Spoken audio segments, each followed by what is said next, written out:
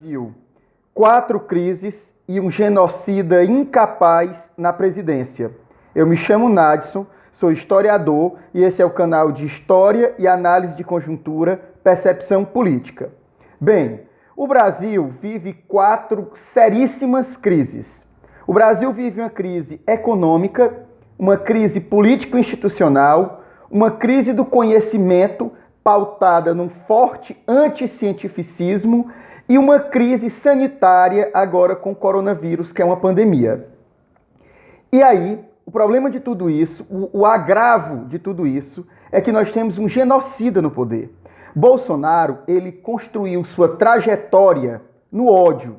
Ele construiu toda a sua trajetória destilando ódio contra minorias, negros, mulheres, LGBTs, defendendo fuzilamento de desafetos políticos dele, como ele fez com o Fernando Henrique, defendendo espancar um adolescente gay, defendendo tirar uma mulher trans de dentro do banheiro debaixo de porrada, como ele mesmo fala, no linguajar chulo, baixo e rasteiro dele. Então, o Bolsonaro, ele é uma pessoa que gosta de sangue. Ele é antipovo, antipobre, ele é sádico, ele é genocida. Quando ele fala para as pessoas voltarem às ruas, ele coloca a vida de 210 milhões de habitantes em risco. Em virtude disso, ele agudiza todas essas crises que a gente vem passando. Todas ele agudiza. É fato que existiam crises econômicas, político-institucionais, crises voltadas para o anticientificismo, e pandemias no mundo anteriores ao Bolsonaro. É lógico que todo mundo sabe que isso já existia. O problema é como ele lida com isso. O problema é ele ser a representação do anticientificismo, do negacionismo. O problema é ele atentar contra as instituições. O problema é ele tomar medidas econômicas. Ele tomar não, porque ele não sabe nem o que é economia. Ele deixar o Paulo Guedes tomar medidas econômicas desastrosas. Em virtude disso, vamos falar de cada uma dessas 4 crises. Da crise econômica, da crise político-institucional, da crise do conhecimento pautada num forte anticientificismo e da crise sanitária por conta da pandemia de coronavírus. Primeiro, vamos falar da crise econômica. A crise econômica, e o governo Bolsonaro já ia muito mal na economia antes do coronavírus. Ele vai tentar dizer que todo o desastre econômico dele foi por conta do coronavírus, mas ele já vinha cambaleando economicamente por conta do coronavírus. Peguei os dados do último PIB. Primeiro, vivemos uma fortíssima desindustrialização. Já existia, porém, ainda mais acentuada com as medidas do Paulo Guedes. Os dados do PIB. Tivemos a 3ª maior retração da indústria entre 30 países avaliados. A maior retração desde a década de 70. Tivemos um PIBinho, 1,1. Os especuladores da Bolsa de Valores, os empresários de mentalidade escravocrata, porque as 3 elites brasileiras têm mentalidade escravocrata, agrária, financeira e industrial, que diziam que ia encher de postos de trabalho, que o Brasil ia se reindustrializar com as medidas austericidas do Paulo Guedes. Cadê? PIBinho, abaixo de todas as expectativas dos especuladores, que já sabiam que isso não ia vigorar, disseram para enganar a população, PIBinho de 1,1. E a indústria, a parte da indústria de transformação, que é a indústria que transforma commodities em produtos industriais, responsável por converter essas matérias-primas em bens de produção. Em 2019, o setor que abrange a indústria de plástico, alimentos, bebida, metalurgia e têxtil teve participação de 11% no PIB do Brasil. Há 2 décadas chegou a quase 16%, e em 1970 foi 21,4% do PIB. Isso mostra uma participação cada vez menor da indústria no PIB nacional, e isso acarreta em quê? Em desemprego, na informalidade, já que postos de trabalho na indústria formais são destruídos. Isso leva a uma mentalidade, ao reforço de uma mentalidade colonial do Brasil como fazendão do mundo, um produtor de commodities para vender para o mundo, e não como um parque tecnológico industrial que poderia vender tecnologia para vários países no mundo e ser um país rico tecnológico, gerando emprego e renda. O Brasil, a elite não tem essa mentalidade. A mentalidade da elite é do fazendão. A elite brasileira, a mentalidade dela é uma mentalidade agroexportadora. É produzir commodity e vender como matéria-prima para outros países e comprar aqui os produtos industrializados feitos pela alta indústria, a química fina e a tecnologia fina, o que é caro. E aí a gente já entra dentro do âmbito da crise econômica, na crise da questão dos desempregos. Vamos para os dados do IBGE que saíram agora em janeiro desse ano, que é fechando o último trimestre do ano passado. 11,2% de desemprego, tá? A taxa de desemprego, que dá 11,9 milhões de pessoas desempregadas. 4,7 milhões de desalentados, que são pessoas que sequer procuram mais emprego, porque não tem condição sequer de sair de casa para procurar um emprego. 40,7% de pessoas na informalidade. Como eu costumo ironizar desse governo, com o tripé macroeconômico, vendendo balinha em ônibus, bolo de pote de porta em porta e entregando comida em Uber Eats, ou em iFood, ou em qualquer um desses aplicativos. Esse número, 40,7% de pessoas na informalidade, dá um número de 38 milhões e 300 mil pessoas. Imagine aí, 38,3 milhões de pessoas vivendo na informalidade, no subemprego e na subrenda.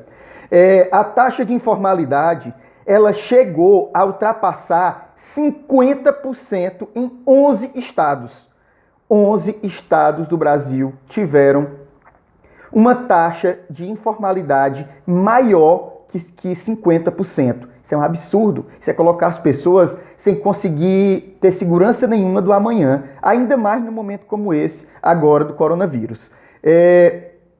Outra, cortes perversos no Bolsa Família por parte do Bolsonaro foram piorando a economia. Ele tinha até previsto cortes agora, que só foram vetados esses cortes pelo STF por conta da pandemia. O dólar a R$ 5,00, subidas sequenciais no preço do gás, tudo isso já anterior ao coronavírus.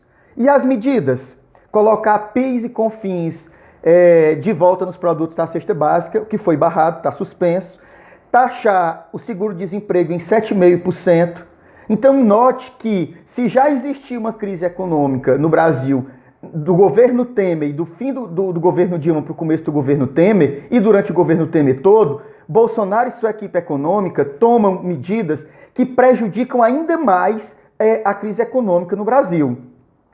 E um outro fator, a segunda crise. Se a primeira crise, essa que a gente terminou de falar agora, ela é a crise econômica, a segunda crise é a crise político-institucional. E aí a gente tem que lembrar que a crise institucional, ela já também existia. Uma ruptura institucional foi o golpe de 2016, que esses canalhas chamaram de impeachment, que foi um golpe que derrubou a Dilma Rousseff. Essa crise institucional, ela já vinha de antes. A questão é que Bolsonaro leva isso ao limite, ao extremo, ao intolerável, ao intragável, que é uma pessoa que ele é. Então, vamos lá. Convocar manifestações ferindo claramente o artigo 85 da Constituição, atentando contra poderes instituídos pelo Estado Democrático de Direito, poderes basilares do Estado Democrático de Direito, criminalizando essas instituições, os filhos falando em AI-5, Paulo Guedes falou em AI-5, o general Heleno, no lugar de condenar, disse teria que ver como fazer isso, jogando com o núcleo duro de neofascistas, porque o governo Bolsonaro hoje ele é dividido em três, o núcleo dos eleitores do governo Bolsonaro são divididos em três, não o governo, o núcleo de gente que votou no Bolsonaro. São três núcleos. Os arrependidos falantes, os arrependidos calados e o núcleo duro de neofascista que relincha de pé para todas as barbaridades que ele diz. Então, em virtude disso, ele joga com esse núcleo duro. Embora a popularidade dele esteja em queda, a gente já está registrando panelaço em áreas nobres que fizeram panelaço outrora para Dilma e que votaram no Bolsonaro. Ele não mantém o foco em combater a crise do coronavírus, até porque ele não sabe nem o que é. Ele não tem noção. Ele não mantém o foco em combater problema nenhum, nem a crise política. Pelo contrário, ele governa no caos, ele gosta do caos, porque é no caos que ele se mostra para a militância neofascista dele, que é o núcleo duro, que não arreda do pé, que está todo dia esperando ele, uma parte dessa militância desse núcleo duro, esperando ele na passagem do Palácio da Alvorada do Palácio do Planalto, de onde ele dorme durante a noite, para onde ele dorme, passa o dia vagabundando nas redes sociais, destilando ódio durante o dia, menos trabalhar. É isso que ele quer se manter no foco e ele não tem foco em resolver problema nenhum.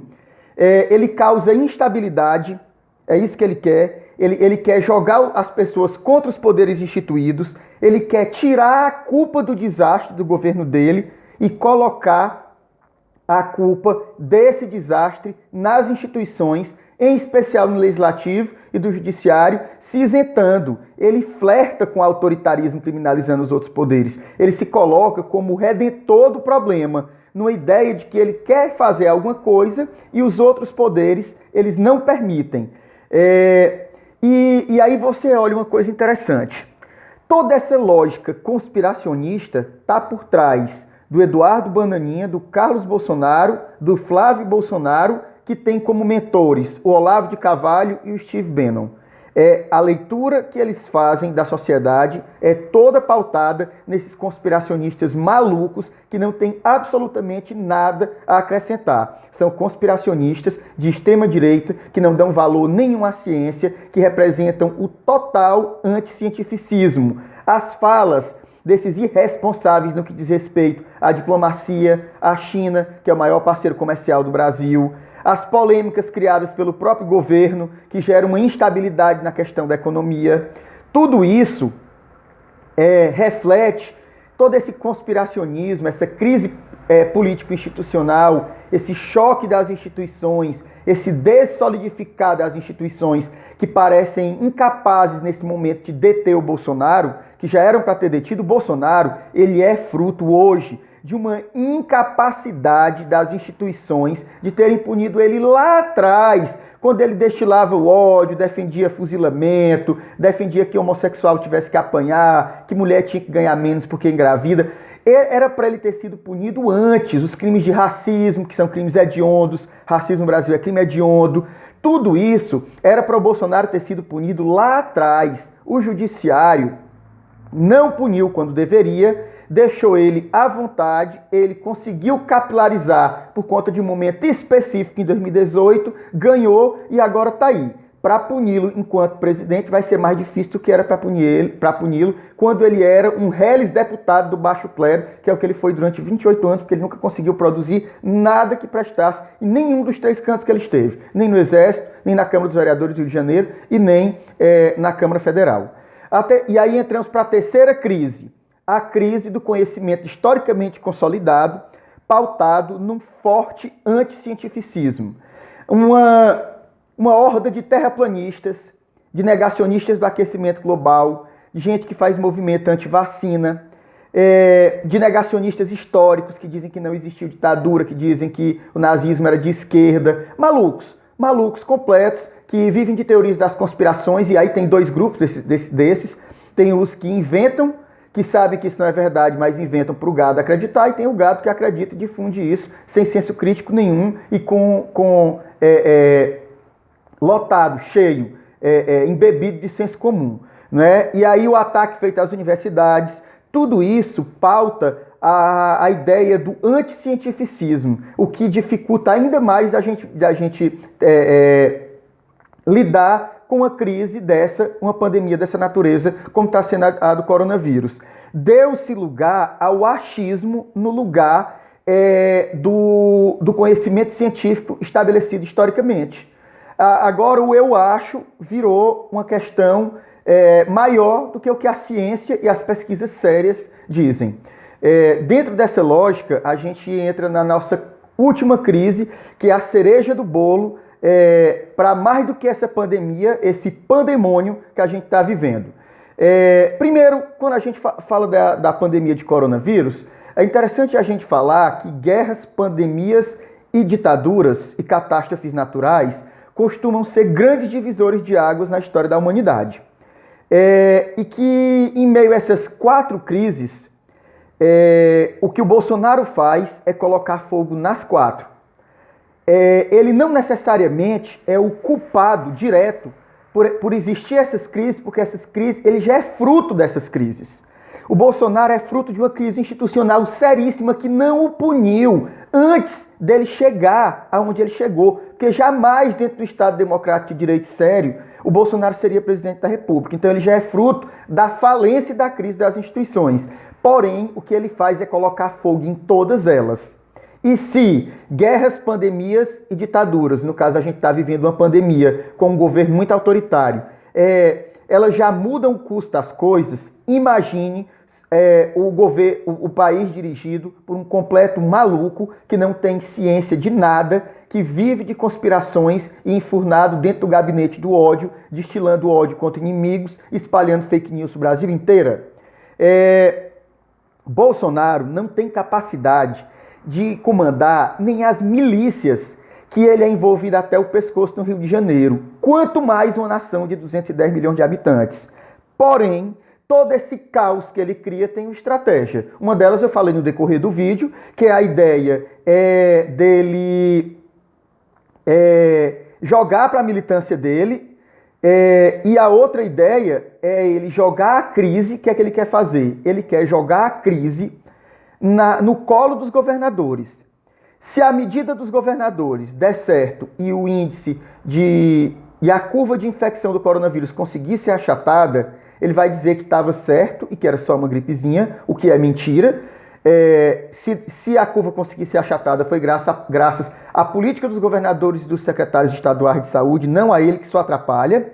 E aí ele joga a crise econômica que virá no colo dos governadores, e é isso que ele quer, jogar uma crise que ele sabe que vem e que já viria sem o coronavírus, que só vai ser agudizada pelo coronavírus, mas já viria sem ele. É isso que ele quer, jogar essa crise no colo dos governadores, porque ele é um incapaz, um covarde, que sequer tem condições de assumir os seus próprios erros. O que ele não quer, tudo que ele e o Guedes não querem, é que o Estado intervenha. Eles estão, as medidas, os R$600 ou até R$1.200 que vai ser dado para a família com mais de uma pessoa em casa, e que siga todos os critérios do programa durante 3 meses, ele foi uma pressão do parlamento e da oposição. O Bolsonaro só tentou capilarizar isso para ele, quando ele viu que já ia passar e que não tinha mais jeito. O que ele não quer que a população exija é que o Estado cumpra o seu papel. E qual é o papel de Estado? Que a gente paga com imposto suado. Quem paga imposto no Brasil é o pobre e a classe média, porque a elite sonega. A elite não paga 1 centavo e quando paga pouquíssimo, proporcionalmente ao que ganha uma elite sanguessuga de mentalidade escravocrata. E o que tem que ser feito agora é o Estado sustentar, porque o Estado ele tem que servir para isso, para o bem comum. É a União que tem condição de fazer dívida, de emitir papel moeda e de tomar uma série de medidas que vão fomentar o Estado Democrático de Direito, uma difusão, uma renda mínima, que inclusive era para ser permanente, e que vai fazer com que a população tenha condições de sobreviver durante essa crise. É esse o papel que Bolsonaro quer que o Estado não faça, que ele quer tirar o foco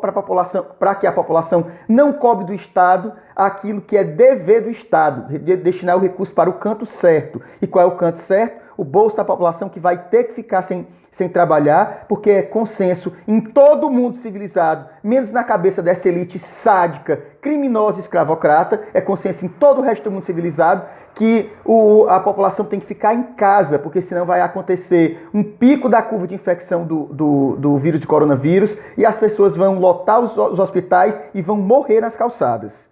Bem, é isso. Se você gostar do nosso vídeo, dos nossos canais, se inscreva no canal, deixe like no vídeo, compartilhe e espere que virá novos materiais.